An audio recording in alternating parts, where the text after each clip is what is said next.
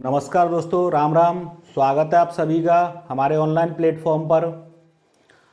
India GK की इस series में जो optional series special UP police और एसएससी जीडी के लिए जो हमारे द्वारा इंडिया जीके मैथ रीजनिंग सारा कोर्स आपको प्रोवाइड कराया जाएगा, जिसमें आज इंडिया जीके का एक चैप्टर जिसको अपन वैदिक सभ्यता के नाम से जानते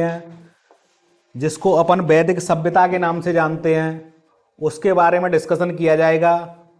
वैदिक सभ्यता के बारे में आज डिस्कशन किया जाएगा। वैदिक सभ्यता प्राचीन भारत का जो चैप्टर है, जो पार्ट है, उसमें सबसे पहले जो आपके एसएससी जीडी और यूपी पुलिस में स्पेशल दिया है वैदिक सभ्यता, जिसमें वेदों का प्रचलन हुआ था। सिंधु घाटी सभ्यता का जब पतन हो चुका था, उसके बाद वैदिक सभ्यता अस्तित्व में आई और इसका जो कालखंड है, वैदिक सभ्यता का जो कालखंड है, वो 1500 से 600 ईसा पूर्व तक माना जाता है। इसको हम दो पार्टों में विभाजित करते हैं।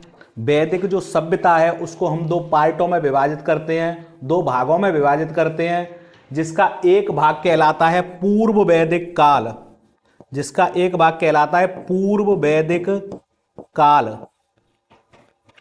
और एक कहलाता है उत्तर वैदिक काल, जिसमें जो पूर्व वैदिक काल है वो 1500 से 1000 ईसा पूर्व है। 1500 से 1000 ईसा पूर्व। और जो उत्तर वैदिक काल है वो 1000 से 600 ईसा पूर्व है। अपना क्वेश्चन देखते हैं अपन। पूर्व वैदिक या ऋग्वैदिक संस्कृति का काल किसे माना जाता है? इसमें ऑप्शन दिया हुआ है 1500 ईसा पूर्व से 1000 ईसा पूर्व, 1000 ईसा पूर्व से 600 ईसा पूर्व, 600 ईसा पूर्व से 600 ईस्वी तक। इनमें से कोई नहीं। इस क्वेश्चन में जैसा कि आपको दिख रहा है, मैं पहले से ही तुम्हें बता चुका हूं कि जो पूर्व वैदिक काल है वो 1500 से 1000 ईसा पूर्व तक माना जाता है। इसके बाद में जो उत्तर वैदिक काल था उसकी शुरुआत हो चुकी थी। इसका मतलब हमारे क्वेश्चन का राइट आंसर है 1500 ईसा पूर्व से 1000 ईसा पूर्व। सिंधु घाटी सभ्यता का जब पतन हो चुका था, सिंधु घाटी सभ्यता एक नगरीय सभ्यता थी, लेकिन ये ग्रामीण सभ्यता है। और जो वैदिक सभ्यता है उसकी शुरुआत सिंधु घाटी सभ्यता के लगभग बाद से मानी जाती है। आगे डिस्कशन करेंगे। अगले क्वेश्चन की तरफ चलते हैं, जिसमें दूसरा क्वेश्चन है, कई लोगों द्वारा जो आर्य शब्द है, सबसे पहले मैं आर्य शब्द को बता देता हूं आपको। जो आर्य शब्द है, ये आर्य शब्द किसी जाति विशेष को प्रदर्शित नहीं करता है। ये आर्य शब्द भाषा के आधार पर दिया गया था। आर्य संस्कृत बोलते थे। आर्यों की जो भाषा थी वो संस्कृत थी। कई विद्वानों में इसको लेकर मतभेद है। कई विद्वान कहते हैं ये तिब्बत से आए थे, कई लोग कहते हैं मध्य एशिया से आए थे। बहरहाल अपना जो क्वेश्चन है कि आर्य शब्द का शाब्दिक अर्थ क्या है, तो आर्य शब्द कहते हैं श्रेष्ठ या कुलीन। इनका जो वर्ग था आर्य, तो आर्यों का यहाँ पे शाब्दिक अर्थ, आर्य शब्द का जो अर्थ लगाया जाता है वो लगाया जाता है श्रेष्ठ या कुलीन से। प्रश्नों की सीरीज में अगले क्वेश्चन को देखते हैं। आज प्राचीन भारत का जो चैप्टर वैदिक सभ्यता, उसके बारे में डिस्कशन किया जा रहा है। इसी तरह के बेहतरीन कंटेंट आपको उपलब्ध कराए जाएंगे हमारे 7 स्टडी एफर्ट्स चैनल पर। आपको, मेरा नाम गौरव शर्मा है, मैं आपको बेहतरीन कंटेंट उपलब्ध कराऊंगा और एसएससी जीडी और यूपी पुलिस के सिलेबस से संबंधित जितने भी चैप्टर हैं उन सभी का एक्सप्लेनेशन किया जाएगा यहाँ पर। अगला क्वेश्चन देखते हैं, प्रारंभिक आर्यों के बारे में निम्न कथनों में से कौन सा सही नहीं है। जैसा कि मैंने अभी तुम्हें बताया था कि जो आर्य थे वो संस्कृत बोलते थे, जो आर्य थे वो संस्कृत बोलते थे, आर्यों की जो भाषा थी वो संस्कृत थी, तो इसका मतलब ये कथन तो सही है। दूसरा है वो घुड़सवारी किया करते थे, ये भी कथन सही है, घुड़सवारी किया करते थे वो। वे कई झुंडों में भारत आए थे, ये बात भी सही है, क्योंकि विद्वानों का ऐसा मानना है कि वो एक साथ भारत नहीं आए थे, वो कई झुंड, पहले झुंड एक आ गया, उसके बाद में दूसरा झुंड, इस तरीके से वो धीरे धीरे करके कई झुंडों में भारत आए थे, ये बात भी सही है। मैंने अभी तुमको बताया था कि ये नगरीय सभ्यता नहीं थी, नगरीय सभ्यता थी सिंधु घाटी सभ्यता, और सिंधु घाटी सभ्यता के पतन के बाद ये ग्रामीण सभ्यता के रूप में विकसित हुई थी, तो इसका मतलब ये है कि ये नगरीय सभ्यता नहीं थी, तो वे मुख्यतः नगरों में निवास करते थे। हमारा राइट आंसर है आंसर 4, ये नगरीय सभ्यता नहीं थी। ठीक है, अगले क्वेश्चन की तरफ चलते हैं, देखते हैं अगला क्वेश्चन, क्वेश्चन नंबर 4, जिसमें लिखा हुआ है, इनमें से किस फसल का ज्ञान वैदिक काल के लोगों को नहीं था। तो जो कृषि है, आर्यों का जो मुख्य स्रोत था वो पशुपालन था। कृषि में ये ज्यादातर जौ से संबंधित थे, गेहूं को भी जानते थे, चावल को भी मुख्य रूप से जानते थे, लेकिन इनमें एक शब्द है तंबाकू। जब आगे अपन मॉडर्न हिस्ट्री पढ़ेंगे तब अपन देखेंगे कि शुरुआत में 1605 ईस्वी में 1605 ईस्वी में पुर्तगालियों द्वारा 1605 ईस्वी में पुर्तगालियों द्वारा सबसे पहले तंबाकू की खेती की गई थी भारत में। तो इसका मतलब यह है, और यह बात चल रही है 1500 से 1000 ईसा पूर्व की, तो इसका मतलब ये तंबाकू से परिचित नहीं थे। अपना ऑप्शन सही है 4, तंबाकू सबसे पहले भारत में पुर्तगालियों द्वारा लाई गई थी, और जैसा कि अपन मॉडर्न हिस्ट्री में आगे इसके बारे में डिस्कशन भी करेंगे। अगले क्वेश्चन की तरफ चलते हैं। अगला जो क्वेश्चन है वो क्वेश्चन है, वैदिक गणित का महत्वपूर्ण अंग है। इस क्वेश्चन को देखते हैं। वैदिक गणित का जो महत्वपूर्ण अंग है वो क्या है? वो है सुलभ सूत्र, जिसको सुलभा सूत्र भी कहते हैं। ये वैदिक गणित जो शुरुआत में जो गणित जो वैदिक रूप में अपने यहाँ अस्तित्व में आया, उस गणित का जो महत्वपूर्ण अंग है वो है सुलभा सूत्र। अगले क्वेश्चन की तरफ चलते हैं। इसी प्रकार के जो महत्वपूर्ण क्वेश्चन है वो आपको प्रोवाइड कराए जाएंगे। अगर आपको हमारा कंटेंट अच्छा लग रहा है तो हमें कमेंट करके बताएं, लाइक शेयर और सब्सक्राइब करें, और हमें कमेंट के माध्यम से ये भी बताएं अगर आप हमारी लाइव क्लास लेना चाहते हैं तो नीचे कमेंट में ये बता दें कि हम अपनी लाइव क्लास किस दिन से शुरू करें। अगले क्वेश्चन की तरफ चलते हैं। किस वेद में प्राचीन वैदिक युग की संस्कृति के बारे में सूचना दी गई है?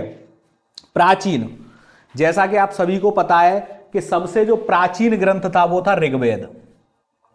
सबसे प्राचीन जो वेद था वो था ऋग्वेद। उसके बाद में ये जो ऋग्वेद है, उसके बाद में यजुर्वेद जो यज्ञ या हवनों से संबंधित था। इसके बाद में अथर्ववेद जो कि जादू टोनाओं से संबंधित था। सामवेद, साम का अर्थ होता है गायन, जो गायन शैली से संबंधित था उसका अर्थ है सामवेद। ऋग्वेद और सामवेद दोनों एक दूसरे से संबंधित हैं, क्योंकि ये दोनों ही पद्य काव्य में लिखे गए हैं। इनकी जो भाषा शैली है वो पद्य काव्य की है, लेकिन यजुर्वेद और अथर्ववेद इन दोनों में गद्य और पद्य दोनों के रूप में लिखा गया है।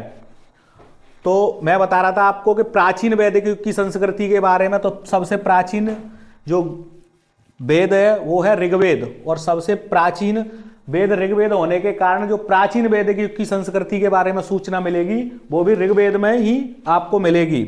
अगला क्वेश्चन देखते हैं। अगले क्वेश्चन की तरफ चलते हैं। इसमें मैंने तुम्हें पहले ही बताया था कि ऋग्वेदिक जो आर्य थे उनका मुख्य व्यवसाय इनका क्या था? व्यवसाय जिसको अपन बिजनेस बोलते हैं, इनकी जो मुख्य बिजनेस थी वो कृषि नहीं थी।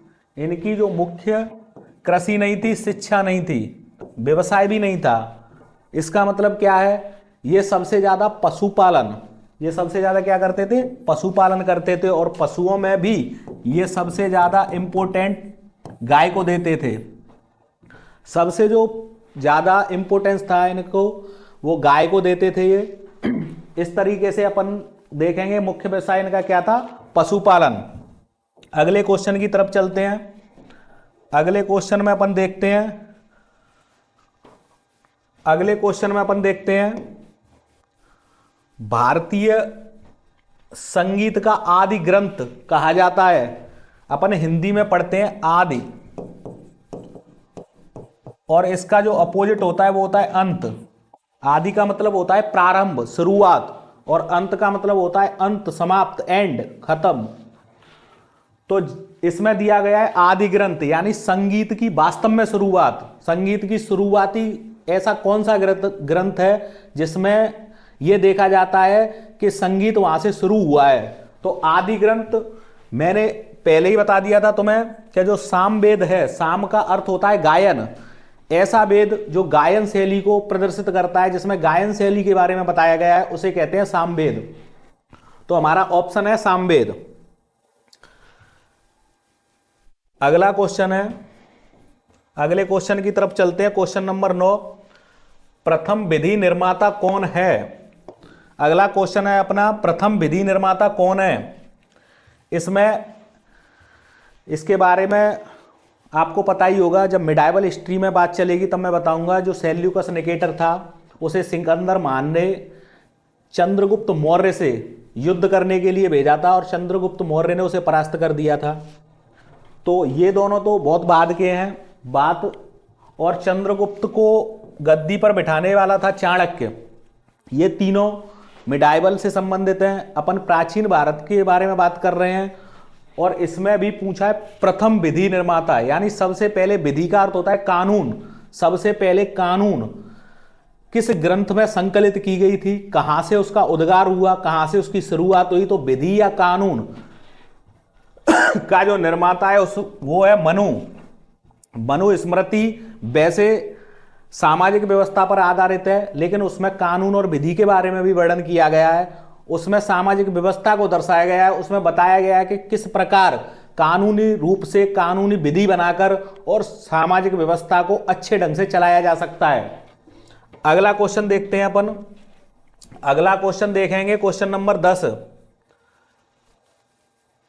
आप सभी कृष्ण भक्ति के बारे में जानते होंगे और आपने पढ़ भी रखा होगा, लेकिन इसमें दिया हुआ कृष्ण भक्ति का प्रथम और प्रधान ग्रंथ कौन सा है? कृष्ण भक्ति के बारे में सबसे अच्छा, प्रधान और प्रथम जो ग्रंथ है वो इनमें से कौन सा है? इनमें से श्रीमद् भागवत गीता जो है, जो महाभारत के समय कृष्ण ने अर्जुन को जो उपदेश दिए थे वो संकलित है इसमें श्रीमद् भागवत गीता, जो कृष्ण भक्ति का प्रथम और सबसे प्रधान, सबसे मुख्य ग्रंथ के रूप में इसको माना जाता है। अगले क्वेश्चन की तरफ चलते हैं।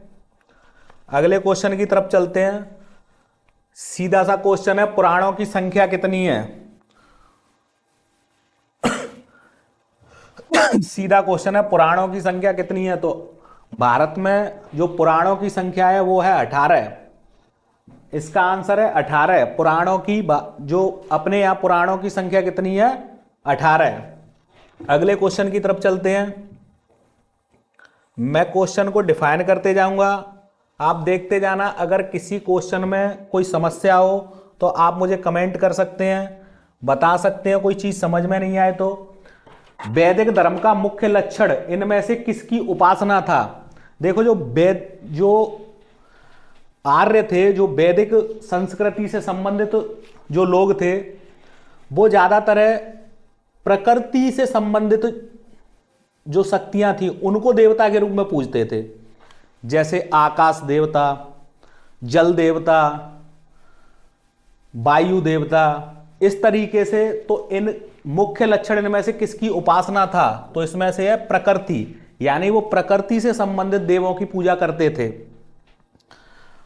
जो अपन जब वैदिक सभ्यता के बारे में पढ़ेंगे तो अपन को पता चलेगा कि ये मुख्य रूप से प्रकृति से संबंधित जो देवी देवता थे उनको ज्यादा पूजनीय मानते थे। अगला क्वेश्चन देखेंगे अपन, अगले क्वेश्चन की तरफ चलते हैं। आर्य भारत में बाहर से आए थे, आर्य भारत में बाहर से आए, ये बात तो लगभग क्लियर है कि आर्य की जो उत्पत्ति है वो भारत से नहीं मानी जाती है।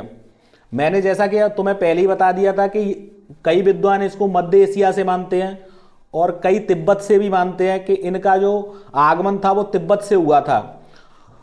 तो इस हिसाब से भारत से बाहर से आए थे ये, और सर्वप्रथम ये किस जगह पर आकर बस गए थे?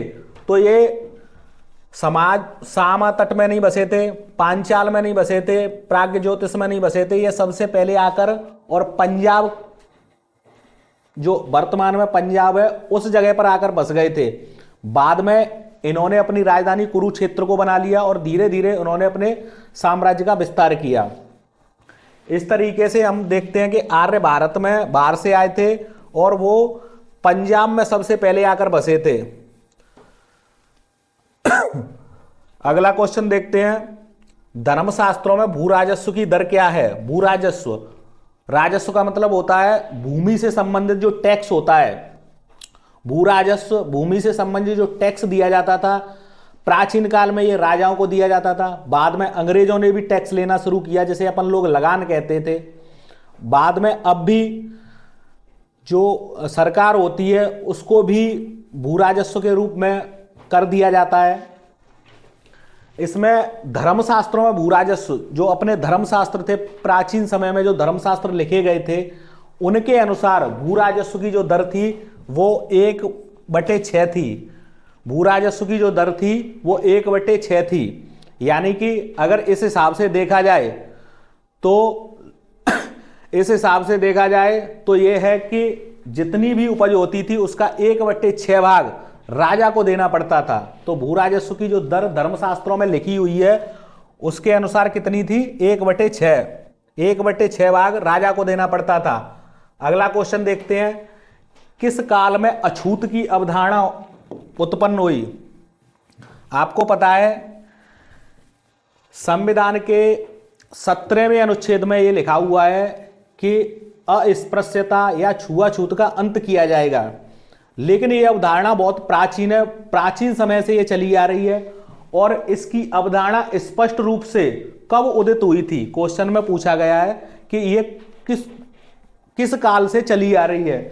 तो यह धर्मशास्त्रों के काल से, जब से धर्मशास्त्रों का काल शुरू हुआ था तब से अछूत की अवधारणा भी शुरू हुई थी। अगले क्वेश्चन की तरफ चलते हैं।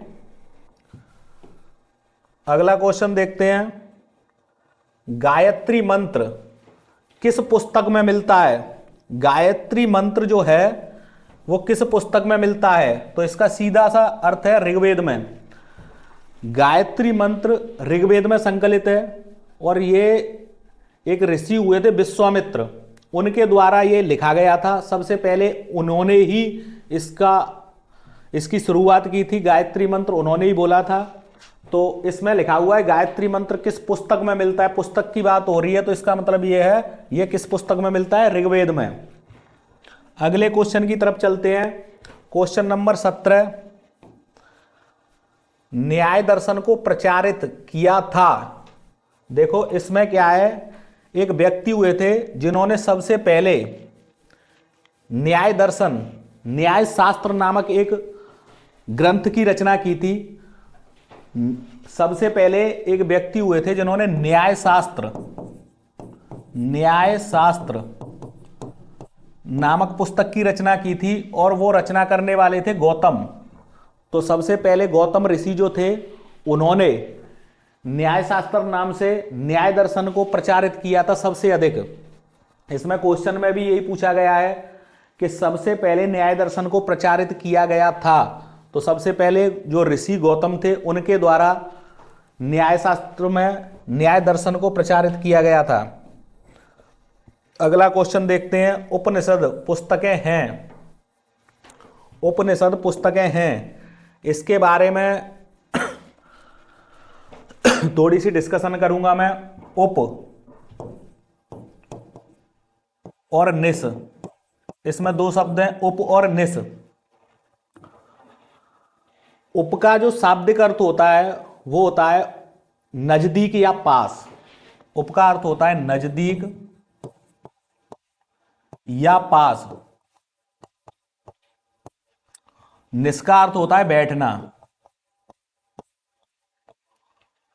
निस का अर्थ होता है बैठना, यानी उपनिषद उनको कहते हैं। इस पूरे शब्द का जब अपन शाब्दिक अर्थ निकालेंगे तो इसका अर्थ निकल के आएगा कि जो गुरुओं के पास बैठकर जो शिक्षा प्राप्त की गई है उनका जो संकलन किया गया उसको कहते हैं उपनिषद। उपनिषद को एक दूसरे शब्द के रूप में भी देखते हैं जिसको अपन कहते हैं वेदांत, क्योंकि ये वेदों का जो अंतिम भाग है उसके ऊपर ये जो उपनिषद हैं वो लिखे गए हैं। उपनिषदों की कुल संख्या 108 है, लेकिन 10 उपनिषद ऐसे हैं जो प्रमुख रूप से ज्यादा उपयोगी हैं। इसमें उप शब्द का अर्थ है नजदीक या पास, निस का अर्थ है बैठना, और ये उपनिषद को एक दूसरे शब्द के रूप में भी जाना जाता है जिसको कहते हैं अपन वेदांत, यानी वेदों का अंत का भाग। वेदों का जो लास्ट भाग है वो इसमें संकलित है और ये दर्शन पर आधारित है। दर्शन जो फिलॉसफी अपन बोलते हैं उस पर आधारित है। ये दार्शनिक प्रवृत्ति के रूप में इनका संकलन किया गया था और उसी पर ये आधारित है। अगला क्वेश्चन देखते हैं। आरंभिक वैदिक साहित्य में सर्वाधिक वर्णित नदी है। इसमें जो क्वेश्चन दिया है ज्यादातर अपन ये मानते हैं कि गंगा नदी शुरुआत से ही पवित्र मानी जाती है, लेकिन जब वैदिक संस्कृति या वैदिक सभ्यता चल रही थी, जो आर्य भारत में आए थे, तो वेदों में कहीं पर भी गंगा नदी का जिक्र नहीं है। इसमें जो वेदों की जो प्रमुख नदी थी उस नदी का नाम था सिंधु नदी। इनकी प्रमुख नदी, सबसे ज्यादा वर्णन जिस नदी के बारे में मिलता है वो नदी है सिंधु नदी। और इनकी जो आस्था थी, आस्था के रूप में ये सरस्वती नदी को सबसे ज्यादा पूजनीय मानते थे। सबसे ज्यादा पूजनीय नदी इनकी कौन सी थी? सरस्वती नदी। लेकिन अपन क्वेश्चन में पूछ रहे हैं कि साहित्य में सर्वाधिक वर्णित नदी कौन सी है, तो सर्वाधिक वर्णन जो मिलता है वो सिंधु नदी के बारे में मिलता है। आगे अपन बात करेंगे। आगे नेक्स्ट क्वेश्चन की तरफ चलते हैं। Question number 20। निम्नलिखित में से किसका संकलन ऋग्वेद पर आधारित है? ये मैंने तुम्हें पहले ही बताया था। ये मैंने पहले थोड़ी देर पहले डिस्कशन किया था कि जो ऋग्वेद है वो पद्य काव्य के रूप में लिखा गया है, और इसी प्रकार जो सामवेद है वो भी पद्य काव्य के रूप में लिखा गया है। यानी कि जो सामवेद है वो पद्य काव्य के रूप में लिखा गया है। कैसे काव्य के? पद्य काव्य के रूप में। और ऋग्वेद है वो भी पद्य काव्य के रूप में लिखा गया है। यानी ऋग्वेद पर आधारित कौन सा ग्रंथ है? सामवेद। ये दोनों पद्य काव्य के ऊपर है। और यजुर्वेद और अथर्ववेद, ये जो दोनों वेद हैं वो पद्य और गद्य दोनों काव्य के रूप में लिखे गए हैं। अगला क्वेश्चन, अगले प्रश्न की तरफ चलते हैं। Question number 21। क्वेश्चन नंबर 21 को देखते हैं। कर्म का सिद्धांत संबंधित है। कर्म का सिद्धांत जो अपन बोलते हैं कि कर्म करो फल की इच्छा मत करो, कर्म करने पर फल मिलेगा, ये जो कर्म का जो सिद्धांत है वो मीमांसा पर आधारित है। आप जुड़े हुए हैं 7 स्टडी एफर्ट्स के साथ, आपको बेहतरीन कंटेंट मिलेगा यहाँ से। हमारे चैनल को लाइक, शेयर और सब्सक्राइब करते रहें। अगर हमारे वीडियो में आपको कोई कमी लग रही है तो हमें कमेंट के माध्यम से जरूर अवगत कराएं।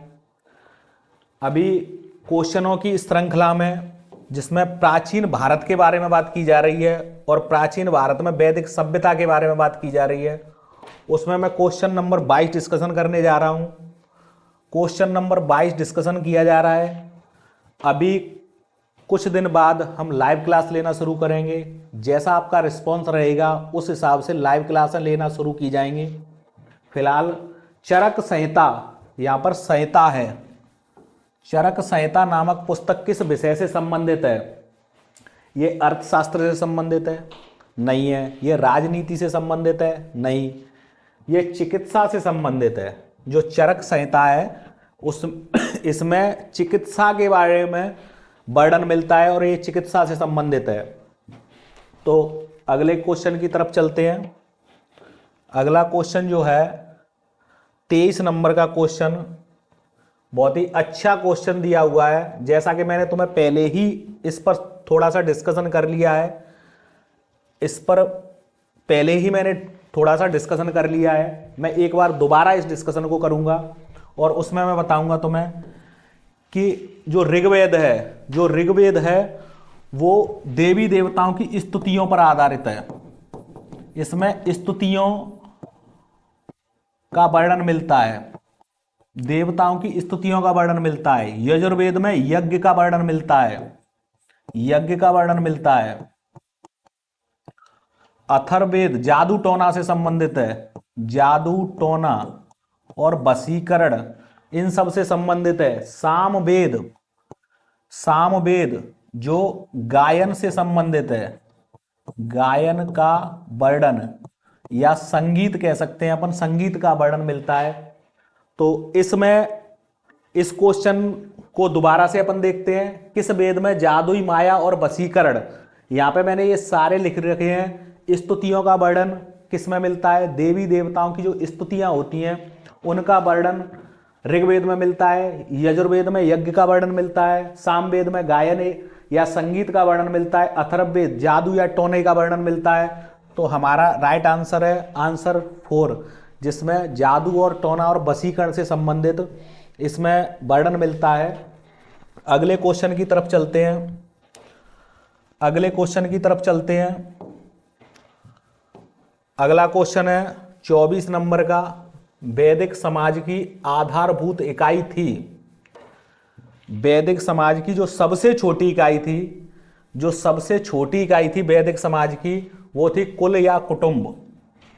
इसमें जो सबसे छोटी या आधारभूत कह सकते हैं अपन, आधारभूत का मतलब ये होता है कि जो सबसे छोटी इकाई होती है, जो आधार में होती है, जिसके बाद से ही चीजें शुरू होती हैं, उसको अपन कहते हैं आधार। तो आधारभूत इकाई थी इसकी कुल या कुटुंब। उसके बाद में जितनी भी इकाइयां थी वो उसके बाद में थी। तो सबसे छोटी इकाई के रूप में वर्णन किसका मिलता है? कुल या कुटुंब का। अगला देखते हैं, आदि काव्य की संज्ञा किसे दी जाती है? ये जो शब्द है, मैंने अभी आदि ग्रंथ के बारे में भी बात की थी। आदि शब्द का अर्थ होता है प्रारंभ, यानी सबसे शुरुआत का। तो आदि काव्य, आदि काव्य, आदि का मतलब सबसे प्रारंभिक जो काव्य है वो किसको माना जाता है? वो माना जाता है रामायण को। ये जो महाभारत है, गीता है और भागवत पुराण है, ये तीनों ही त्रेता युग से संबंधित हैं। सॉरी, ये तीनों ही द्वापर युग से संबंधित हैं, लेकिन ये जो रामायण है वो त्रेता युग से संबंधित है। और त्रेता युग से संबंधित जो रामायण जो लिखा गया है, जिसमें राम और सीता के बारे में वर्णन मिलता है, ये सबसे पुराना काव्य माना जाता है, सबसे शुरुआती काव्य माना जाता है, सबसे आदि काव्य माना जाता है। अगले क्वेश्चन पर डिस्कशन करेंगे। मनुस्मृति, मनुस्मृति मुख्यतः संबंधित है। इसमें मैंने तुम्हें बताया कि जो मनु है उनको सबसे पहला विधिवेत्ता भी माना जाता है, क्योंकि उन्होंने विधि या कानून के बारे में वर्णन किया था।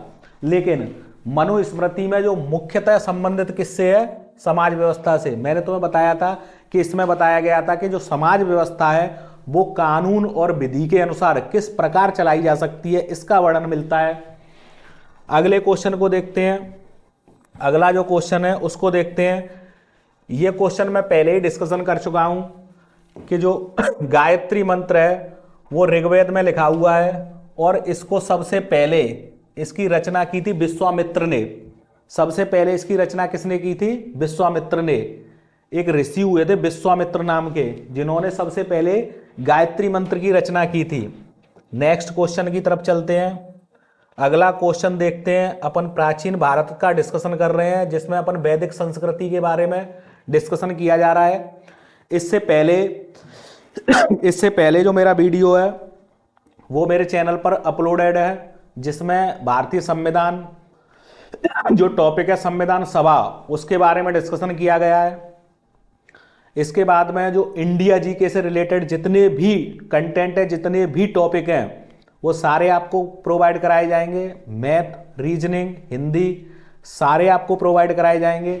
फिलहाल मैं डिस्कशन कर रहा हूं प्राचीन भारत में वैदिक सभ्यता के बारे में। वैदिक सभ्यता के बारे में ये अपना 28वां क्वेश्चन है, जिसमें लिखा हुआ है निम्नलिखित में से किस भारतीय परमाणुवाद का जनक कहते हैं?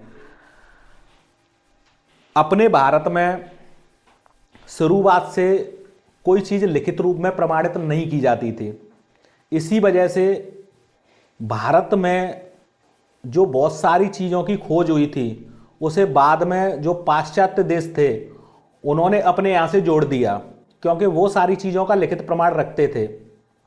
अपने पास लिखित प्रमाण होने की बजाय उसे एक दूसरे से बोल के, क्योंकि पहले जो पढ़ाई का स्तर था वो इसी प्रकार का था कि गुरु अपने शिष्य को सारा ज्ञान देते थे और शिष्य अपने शिष्यों को सारा ज्ञान देते थे। इस प्रकार ये पीढ़ी दर पीढ़ी चली आती थी, जिसको ऑथेंटिक न मानते हुए चीज़ों में काफ़ी बदलाव आ चुका है।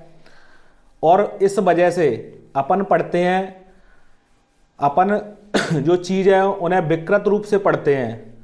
बहुत सारे वस्तुएं या चीज़ें ऐसी थी जिनकी खोज भारतीय संस्कृति में बहुत पहले हो चुकी थी, लेकिन उन खोजों के बारे में जानकारी के अभाव के वजह से हम जब पाश्चात्य